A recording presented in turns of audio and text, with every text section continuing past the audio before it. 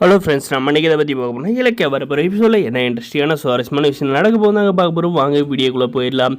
நம்மளுடைய ஜானகிக்கு பார்த்தீங்கன்னா துன்பத்து மேலே வந்து துன்பம் வந்துக்கிட்டே இருக்குங்க. அப்படி என்ன துன்பம்னு பார்த்தீங்கன்னா, நம்முடைய இந்த அஞ்சலி வந்து ஏமாற்றிட்டு போனதுலேருந்தே வந்து இன்னும் மேலாத இருந்தது நம்முடைய ஜானகியாகவும் நம்முடைய கார்த்திக் பார்த்தீங்கன்னா, கார்த்திக் திடீர்னு வந்து யாருக்கும் தெரியாத போயிட்டீங்கன்னா மாடியிலேருந்து வந்து குச்சிட்றாங்க. இதை வந்து யாருமே வந்து பார்க்குறதில்ல.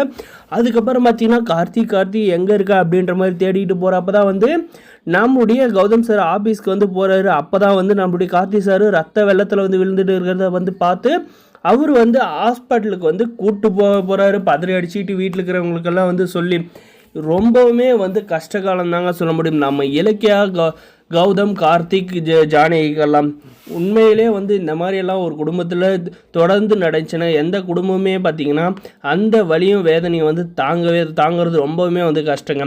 அதுக்கு வரும் பார்த்திங்கன்னா நம்மளுடைய கௌதம் சாரை வந்து ஹாஸ்பிட்டலுக்கு கூட்டு போய் சேர்த்து அவருக்கு வந்து ட்ரீட்மெண்ட் பார்த்து அவர் வந்து இந்த அஞ்சலிக்கு கூட பழகத்துலேருந்து எல்லாமே வந்து மறந்து அவர் மறுபடியும் வந்து புது லைஃப்பை வந்து ஸ்டார்ட் பண்ணி ஆஃபீஸ்க்கு போயிட்டு அவர் ஒரு லவ் பண்ணி கல்யாணம் பண்ணி நம்மளுடைய இலக்கியாவுக்கு நம்மளுடைய கௌதம் சாருக்கு ஒரு குழந்தை வந்து பிறந்து அதை பார்த்திங்கன்னா நம்மளுடைய கார்த்திக் வந்து சித்தப்பான்னு வந்து கூப்பிட்றதுக்கும் அப்படின்ற மாதிரி தாங்க கொண்டு போகிறாங்க. இந்த அஞ்சலியை பார்த்திங்கன்னா அவ்வளோதாங்க வந்து சீரியல்லேருந்து தண்ணி தெளித்து விட்டாங்க. இனிமேல் வந்து கார்த்திக் கூட வந்து சேர்ந்து வர துளி கூட வந்து வாய்ப்பு இல்லைங்க. அதே மாதிரி தாங்க இந்த பைரவிக்கும் பார்த்திங்கன்னா கூடிய சீக்கிரமே வந்து நம்மளுடைய இலக்கியம் கௌதம் பார்த்திங்கன்னா சரியான பாடம் வந்து கற்று தருவாங்க. எஸ்எஸ்கே அவ்வளோ ஒன்றும் பிரச்சனை இல்லைங்க. அவனை வந்து பிஸ்னஸ்லேயே பார்த்திங்கன்னா நம்மளுடைய கௌதம் சார் வந்து தவிடு பொடியாக ஆக்கிட போகிறாரு. அதனால் வந்து அவனை பற்றி நம்ம வந்து நினச்சி கவலைப்பட வேண்டிய அவசியம் இல்லை. உண்மையிலே சொல்லப்போனால் நம்மளுடைய கார்த்திக் தாங்க இந்த முட்டாள்தனமான வந்து முடிவு எடுத்து அவங்க அம்மாவை அவங்க அண்ணனை எல்லாம் ரொம்பவுமே வந்து கஷ்டப்படுத்திட்டு அதுலேயும் ஒரு நல்லது நடந்திருக்குன்னா இந்த அஞ்சலியை கூட பழகுந்து கல்யாணம் பண்ணது எல்லாமே தாங்க.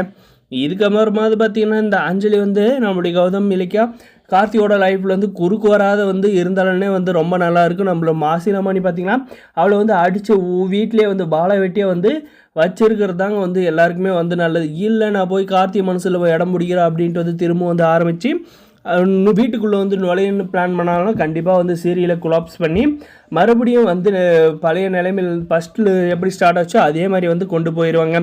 கதை இல்லைனா கண்டிப்பாக வந்து அப்படி தாங்க வந்து கொண்டு போக போகிறாங்க. அவங்களுக்கும் வந்து வேறு வழி இல்லை.